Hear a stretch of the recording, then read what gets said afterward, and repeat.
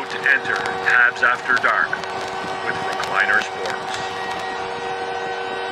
3, 2, 1, 0. What is going on, ladies and gentlemen, boys and girls? Welcome to another episode of Habs After Dark. My name is Devin. This is your favorite place to come and have a discussion, conversation, a chat about your favorite hockey team, the Montreal Canadiens. Bienvenue tout le monde, une autre émission de Bleu, Blanc, Rouge, Nuit. Je m'appelle Devin. Ici, c'est Recliner Sports. C'est votre place pour en parler au sujet de votre équipe favorite, les Canadiens de Montréal. Alors, si vous voulez avoir des conversations objectives, intelligentes au sujet des Canadiens, vous êtes à la bonne endroit. If you want to have objective, intelligent conversations about the Canadiens, you have arrived at the right place. You are here. Let's do it. We're going to talk about the game tonight. The Canadiens with a 4-1 victory over the Calgary Flames. So we're going to have a chat about that. We can talk about the team in general. It has been a while since we've done a show, so I certainly would invite you all to fire away with your comments, your questions. I'm more than happy to respond to anything you've got in the comment section. Si vous avez des questions, des commentaires, c'est plusieurs semaines depuis qu'on a une émission. Alors, si vous avez des questions au sujet du match de ce soir ou au sujet des Canadiens en général, j'aimerais bien les voir. Alors, j'aimerais bien avoir beaucoup de commentaires ce soir, beaucoup de questions. J'aimerais bien vous parler avec vous, mais pas parler à vous. I'd much rather talk with you guys and have a conversation than simply talk at you guys. So tonight, again, just a ton to talk about. A big 4-1 win by the Montreal Canadiens tonight. I was on TikTok live during the game. A number of people suggested that this might have been the best they've ever seen the Montreal Canadiens play, certainly through the first two periods. I'm not sure. I think it's the best they've played. I think there's probably been better games. I think part of their performance tonight had something to do with their opposition, which was Calgary, which is not one of the better teams in the league. However, I do think that was a very, very solid game by Montreal tonight. A solid game in the sense that they played a full 60 minutes. They stuck to their systems. They played really well within their systems. I thought they were excellent in the defensive zone, did a very good job of killing plays, making the right decisions, taking their opportunities to kill plays, making the right choices, when to make to kill a play and when to leave it alone. I thought they were fantastic in the neutral zone, putting pressure on Calgary in the neutral zone, creating turnovers and transitioning the puck into offense from those turnovers. I thought they were quick on their feet. They were all over the Flames tonight. They didn't give them any breathing room, and there were a number of opportunities tonight, or a number of situations tonight where they just simply overwhelmed the Flames. They were just on top of them so quickly, particularly in their own zone, that they just created turnover after turnover after turnover. Awesome game tonight. I was wondering, when do you expect Michael H.A.D to join the Habs? I thought he was exceptional in the World Juniors and will play a decent role for the Habs down the stretch. I agree completely with everything you've said there, user IH2ZM9VM3R. I thought he was exceptional at the World Juniors as well. I think he was Canada's best forward. I thought he was able to drive play. I thought he looked good in the center position. I thought he played a good 200-foot game. It wasn't just about offense. He seemed capable of creating offense just about any time he wanted. He was really the only player on Team Canada that seemed to be able to get the puck to the net almost at will. Unfortunately, I think he struggled a little bit finishing. He had a number of opportunities to score that he, wasn't able to convert on. We had a, penalty shot, a number of shots off the post, but I thought he had an exceptional tournament as well. As far as when we'll see him with the Habs, it's hard to say. I would expect there's a very strong chance that the Canadiens would sign him to a contract at the end of his season in Michigan. Whether that means he ends up playing any games for the Canadiens this year, I don't know. I suspect it probably will have something to do with the Canadiens' playoff situation.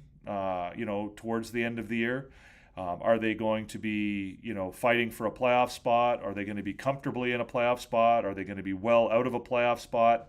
I think that if they're fighting for a playoff spot, I don't think you'll likely see him get much of an opportunity to play. I mean, if they've cinched up a playoff spot and there's 2 or 3 games left in the season, yeah, you might see him get into a game or two. As far as him being a full-time contributor on the team and somebody who is having an impact on their game, I think you're probably looking at, I would say, I mean, maybe it's being conservative, but I think you're probably looking at him having, at least 1 year in Laval. I don't know, like, does he step into the Canadiens lineup right away like a Lane Hudson or an Ivan Demidov does? I mean, that's always possible. But, it's rare for that to happen. So again, I mean, I think just, in order to keep expectations at a reasonable level, I don't think it would be reasonable to expect him to just step into the lineup and be a contributor right away. So if it does, great. If it doesn't, then maybe, well, and again, there's no guarantees with this player either, right? I mean, a prospect is a prospect for a reason. Maybe he doesn't pan out, but it certainly looks like he will. He continues to develop well, and he continues to move up from level to level. And the next step will be to make a move to the pros, and the question will be whether he goes straight. Is he able to go straight to the NHL, or does he need to spend some time in the American Hockey League? I would tend to lean towards him spending some time in the American Hockey League, but we'll see. It remains to be seen. The future looks amazing with all these young guys. Very exciting time to be a Habs fan. I'm just going to call you R instead of the user 1HZ2M9 blah blah blah.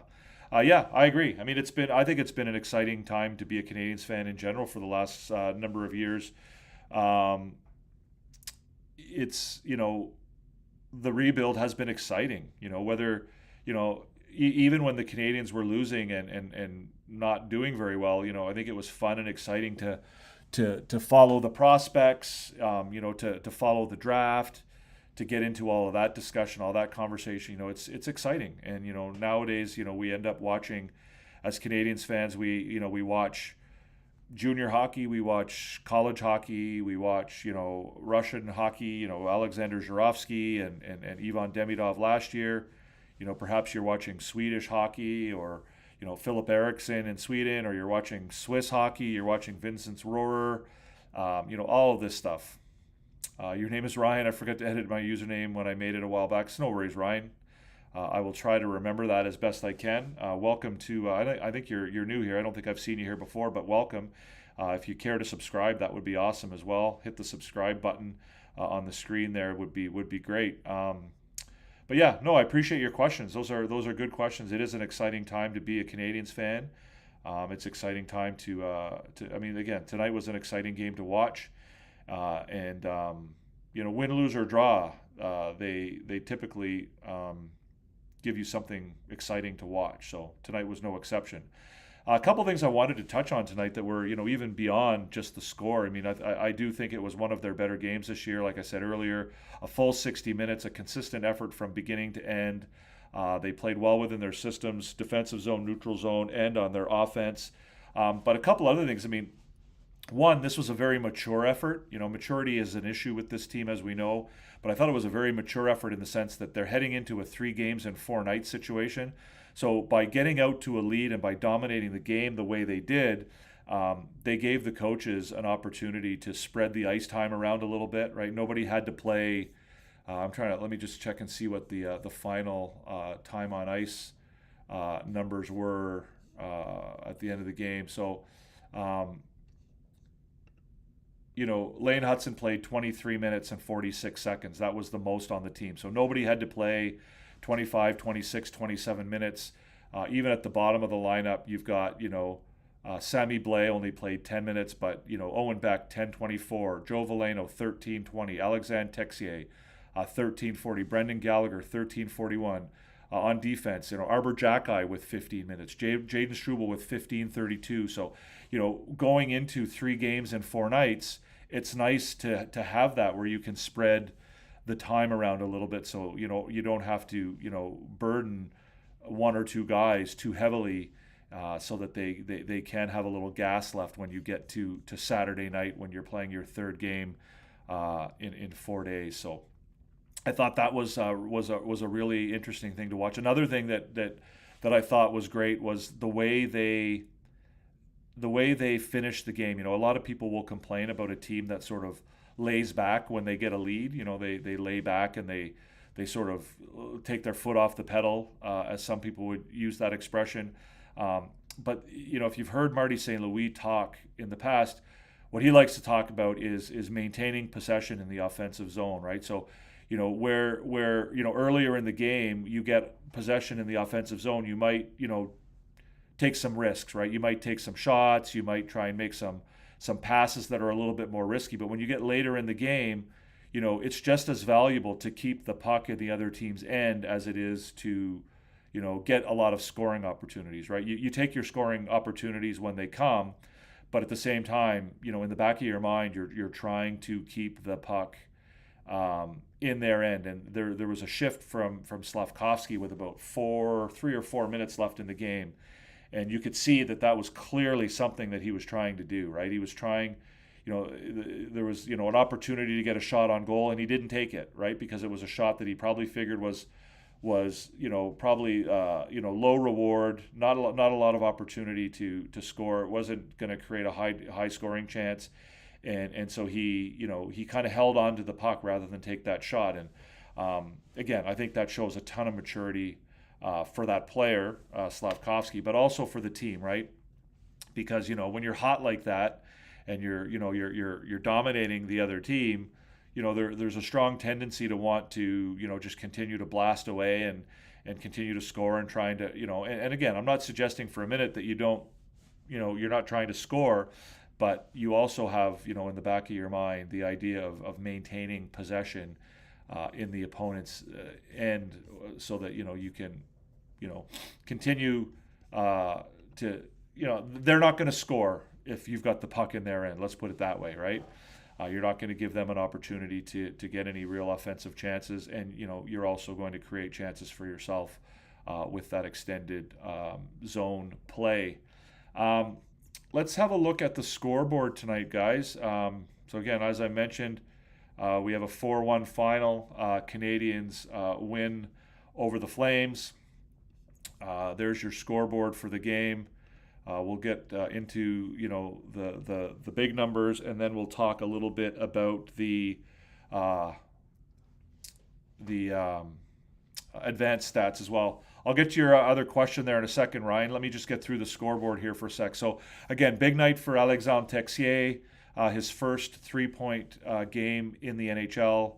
Obviously, also his first 3-point game with the Montreal Canadiens. Great to see him. I don't know if it wasn't his first. I don't believe it was his first game at the Bell Center, but again, a newcomer to the team. I think it was great to see him put on a show. It was great to see that first line doing as well as it did tonight too. So first goal at 3:10 of the second period, Texier from Carrier and Caulfield. Then you have about 4 minutes later, Lane Hutson scores a nice goal from Danault and Texier. Danault gets the puck coming out of the box, feeds it, takes the puck into the end. They get a chance on net, the rebound. Puck ends up to Hutson high in the just around the hash marks, and Hutson buries a one-timer past Dustin Wolf. That's Hutson's second goal in as many games. Again, Hutson maybe not known for scoring goals as much as he is for setting them up, and that's nice to see him get 2 goals in 2 games. Oliver Kapanen scores a goal from Juraj Slafkovsky at 8:12, and the Canadiens all of a sudden are running the play a little bit. Farabee manages to get Calgary on the board from Sharangovich and Bruštevich at 17:39, making it a bit of a game heading into the third period. But the Canadiens put the game away at 3:56 of the third period on a bit of a laser beam shot from Cole Caulfield. Texier with a really nice cross-ice pass. Caulfield's able to take the pass out of the air, knock it down, and just bury a shot high over the shoulder of Dustin Wolf. And so that was the way the game ended, with a 4-1 final. Again, just a great performance by the Canadiens from beginning to end. Continued to put the pressure on the opponent. Didn't let up.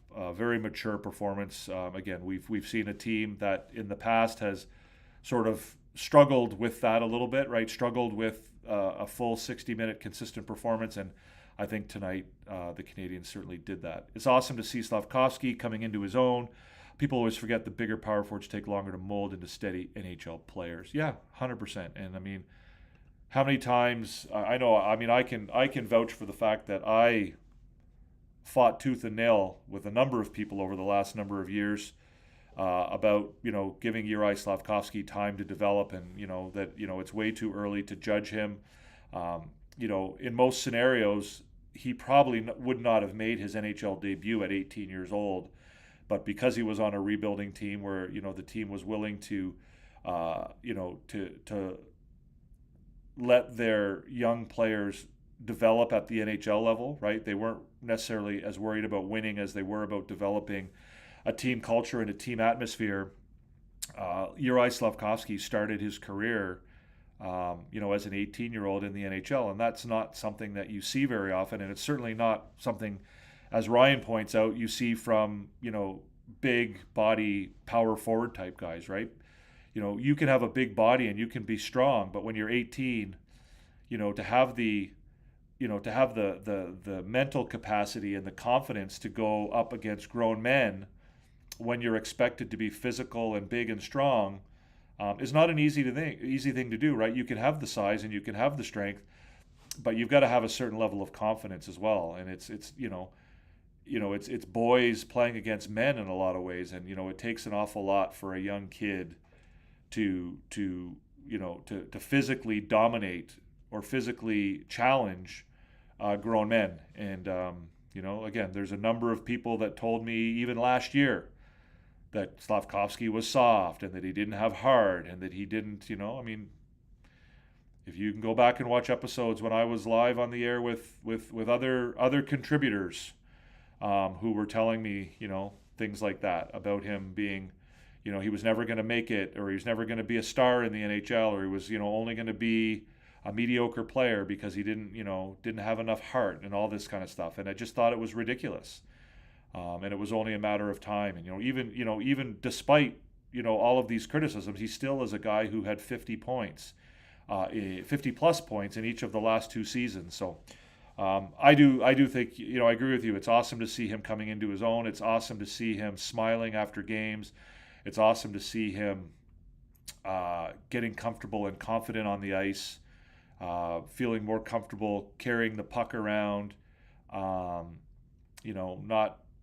not just, not treating the puck like a hot potato, and, obviously partnering up with some great line mates who he seems to have good chemistry with, in particular Demidov, who I think, the two of them could be,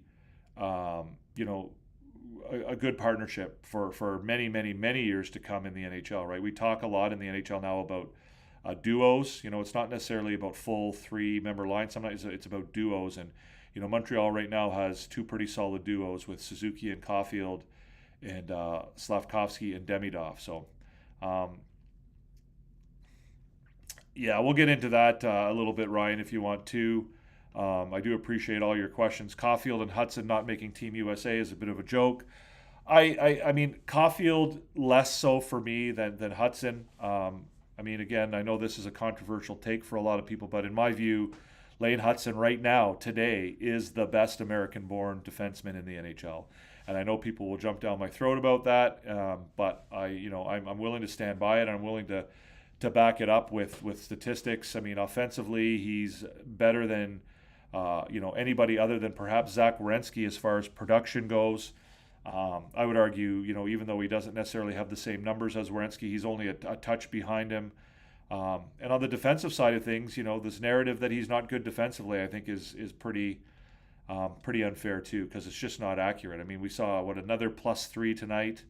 I know plus minus isn't a great stat, but when you're, a guy who is a so-called one-trick pony offensive defenseman, and you've got the best plus minus on your team, I believe if he's not the best, he's one of the best. I think that says a lot, right? Let's just bring up some stats here. His expected goals percentages, his Corsi percentages, his Fenwick, all of those percentages are, he's right up there with the best of the best, offensively and defensively. So let's see what we got here. So yeah, he's 42 points. I don't think they've added his point from tonight. Did he have 1 or 2 points tonight? I don't remember. Anyways, let's get back to the scoreboard here real quick, gang. We'll do our advanced stats for tonight.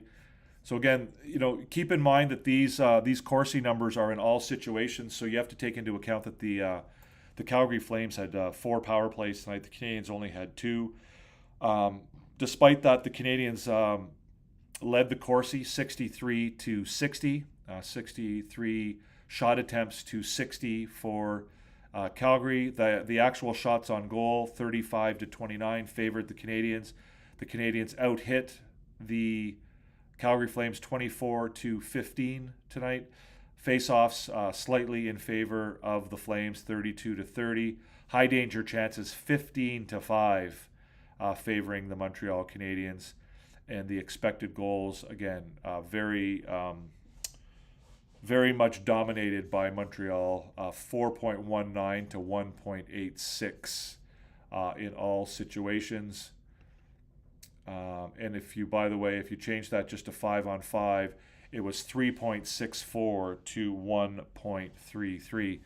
The power play looked pretty solid tonight, despite the fact that they were not able to score a power play goal. They certainly were moving the puck around really, really well, had a number of opportunities to score. Some people might contend that they could maybe get a few more shots on the power play. I guess I can buy that a little bit. But I certainly think that the puck movement that they showed tonight was very impressive. Slavkovsky just barely missing on an open net was frustrating, I guess. But yeah. All right, Ryan, thanks for popping by. I do appreciate it. I do try to do it after every game. I'm not able to all the time. Unfortunately, I haven't done a show in a couple of weeks. I've had some family stuff going on over the holidays, but I am hoping to get back on doing this most nights after the game. Typically, I will be live during the game on TikTok, and then once the game's over, about 10 minutes after the game ends, I usually try and come on here for about an hour. So if you want to come by again, that's awesome. If you tap on the subscribe button and the notification bell, you'll get a message on your phone or your computer or whatever you're using that'll tell you that we're going live. So appreciate your questions, and I appreciate you popping by, and I hope you enjoy the rest of your night. So that's the scoreboard, guys, for tonight. Again, I thought a great performance by Montreal. Jacob Fowler. Jacob Fowler had a great game tonight. Let's. Do you want to do the A team tonight? That's our main feature that I like. That I think a lot of people enjoy is our A team. This is our version of the 3 stars. Instead of picking 3 players, we pick 4. These are the Montreal Canadiens who I feel had the best games tonight. So.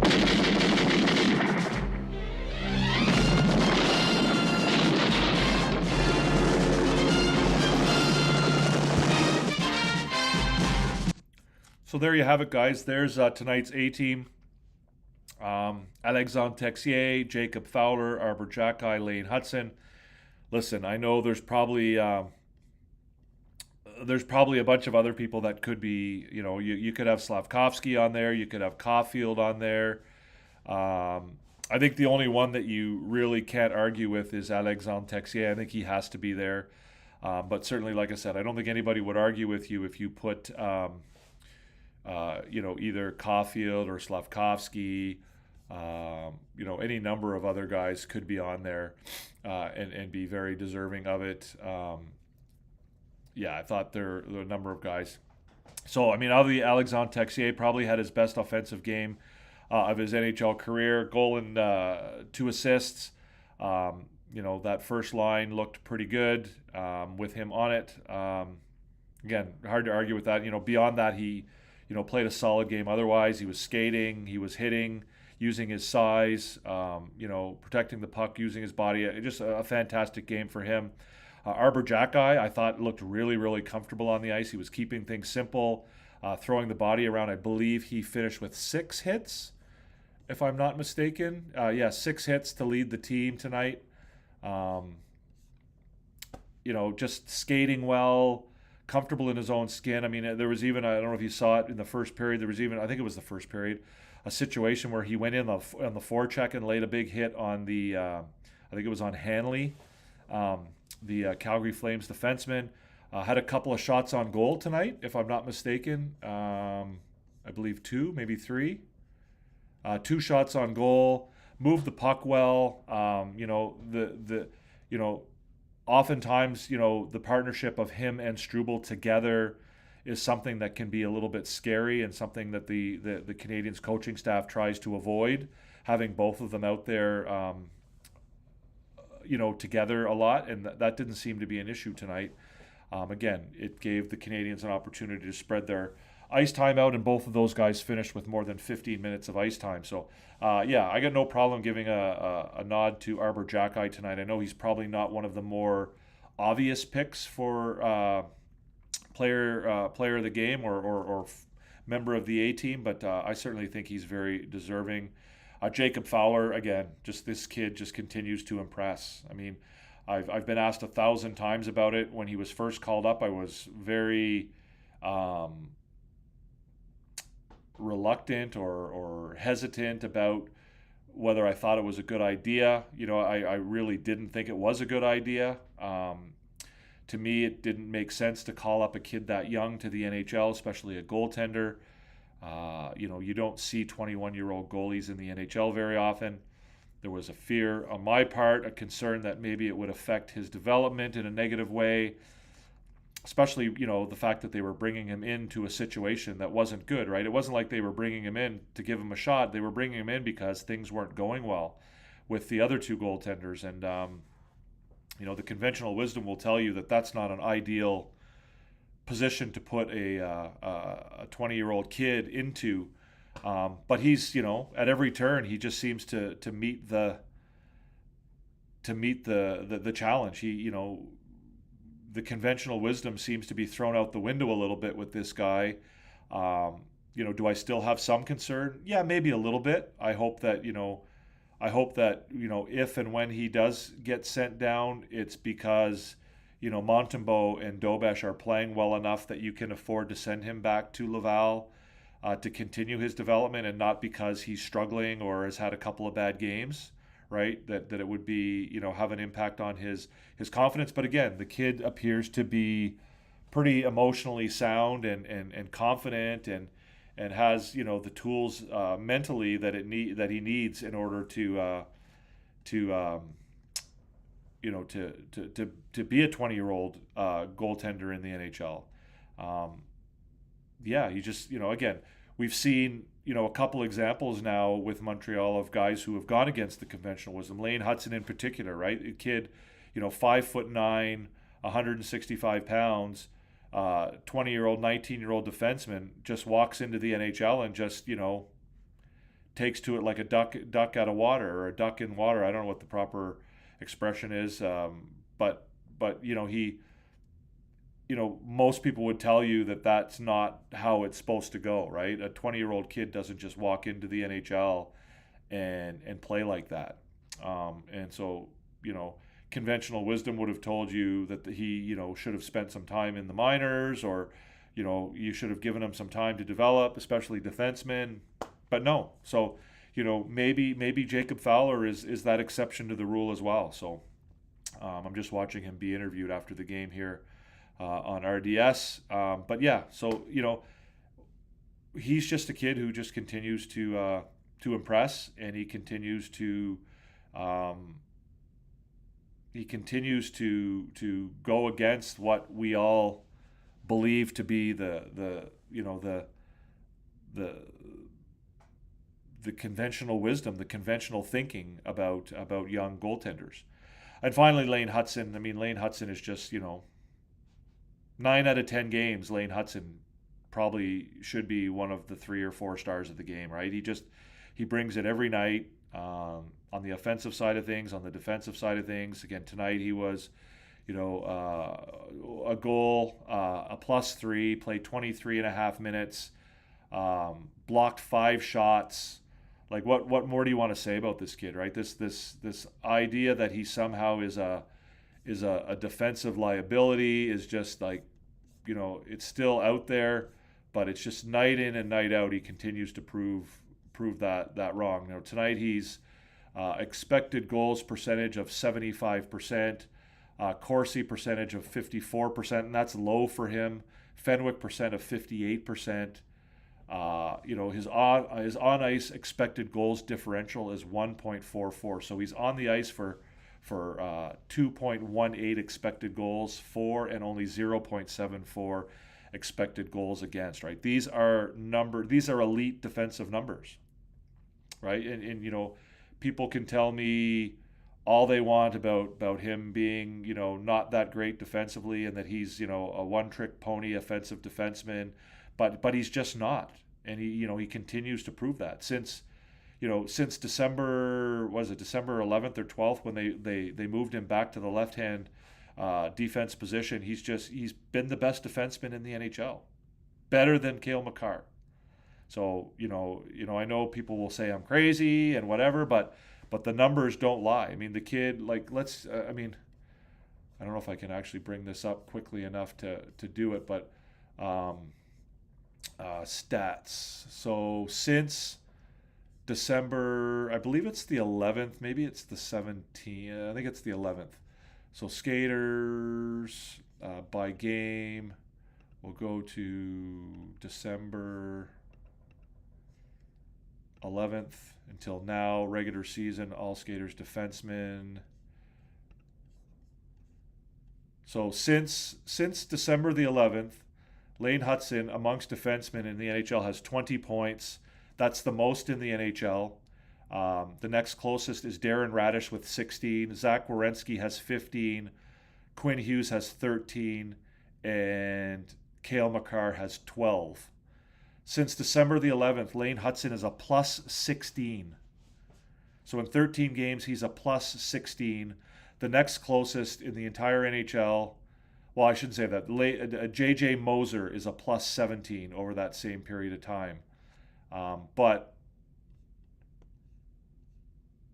Quinn Hughes is a +5 over that same period of time. Cale Makar is a +3. So, these numbers don't lie, right? And, we're not talking about, an entire season, but we're not talking about an insignificant period of time either. We're talking about, a 15-game sample size. So this is not, Zach Werenski, 15 points, and he's a -2. So Lane Hutson, since being moved to the left-hand side back to his natural defensive side, it's just, on both sides of the puck, it's just been as good as it gets. So, like I said, 9 games out of 10, Lane Hutson probably deserves to be on the A team. I'll continue to say it. I'll continue to take the abuse from everybody that is offended at the idea that I would suggest that Lane Hutson is the best American-born defenseman in the NHL. But again, the numbers are not lying. It's just it's a fact at this point, and you can say whatever you want, but the numbers are there. So that's the A team for tonight. Again, like I said, Fowler, Hutson, Jackeye, and Texier. We're running out of gas here, guys. No more questions. We only had Ryan here asking questions. I know I haven't been on a while, so there's probably not many of our regulars probably don't know that we're live, so they're probably over watching Coach Frenchie or something like that. But let's just go see what they're saying over. Is Coach Frenchie still alive? Coach Frenchie, where are you, Coach Frenchie?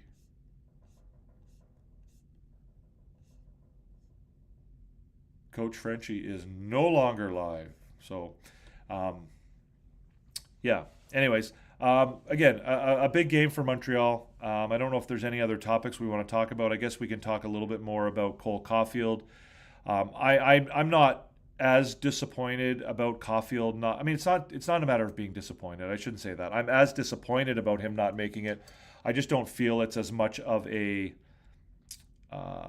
poor decision on Team USA's part not to bring Caulfield as it is to bring Hudson.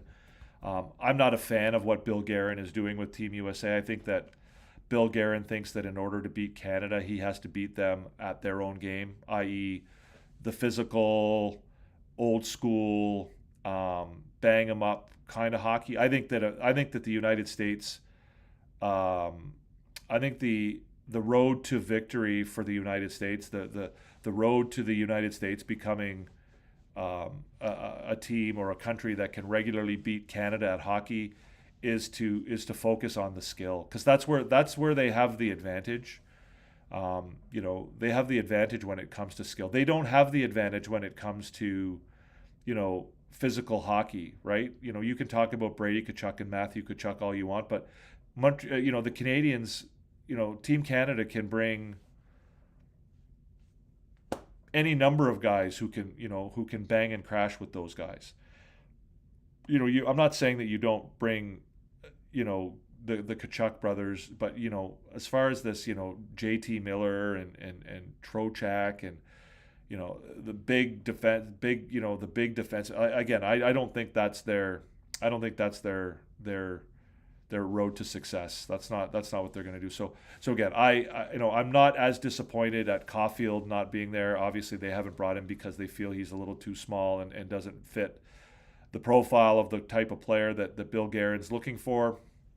I don't agree with that, but at the same time, there are a number of really good offensive players on that roster who certainly deserve to be there. Again, the bigger snub, if you want to use that word, which is probably not the right word, would be Lane Hudson. Because frankly, even if you want to tell me that Quinn Hughes is better than Lane Hudson, certainly there's no other defenseman on that lineup who's as good as Lane Hudson is. I'm not going to concede that Hughes is better, but if I were to concede that, then he's the next best guy.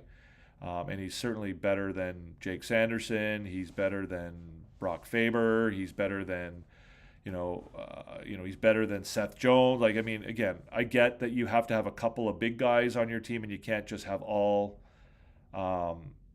smaller guys. And despite no matter how good Lane Hudson is defensively, he's not going to be a physically imposing guy who punishes the other team. And you do have to have a certain amount of that, and that probably is the one thing that Lane Hudson can't do on the ice. But again, if you're not picking the best guy at the position, then I think you're making a big mistake. And perhaps it's because it's too early and people haven't had enough exposure to Hudson to really be on board with how good he is. As Canadiens fan, we watch him, all the time, and Bill Guerin probably doesn't, and a lot of fans of other teams probably don't.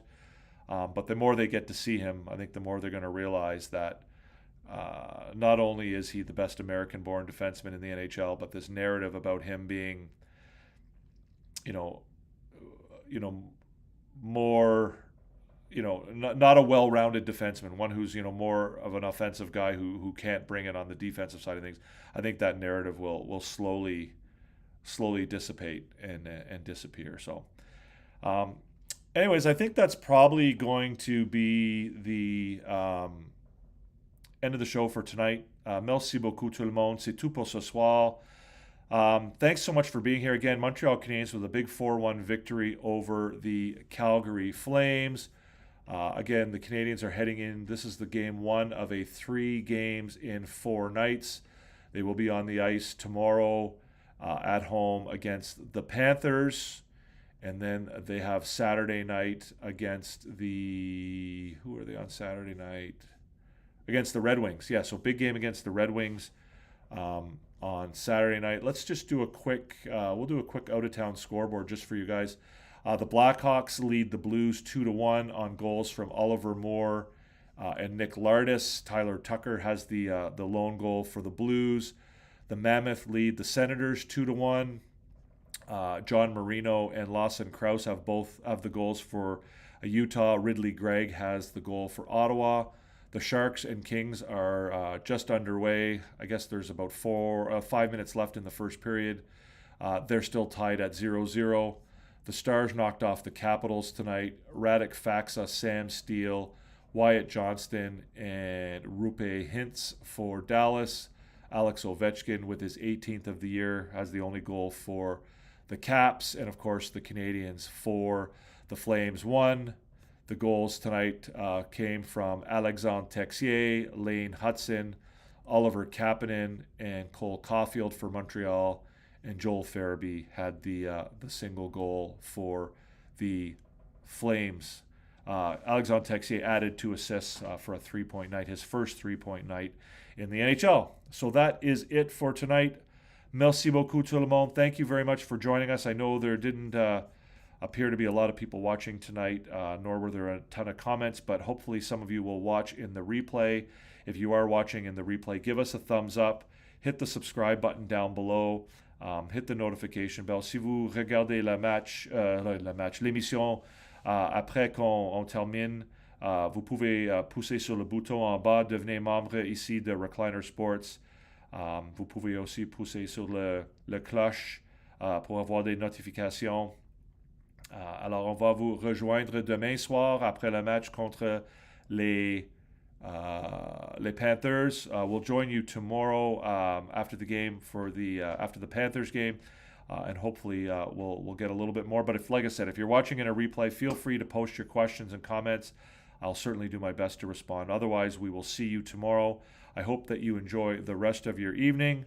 Have a good one. Peace out. To Hoffman, Monahan parked in front, docks to Caulfield, fires, scores! You are about to enter Habs After Dark with Recliner Sports.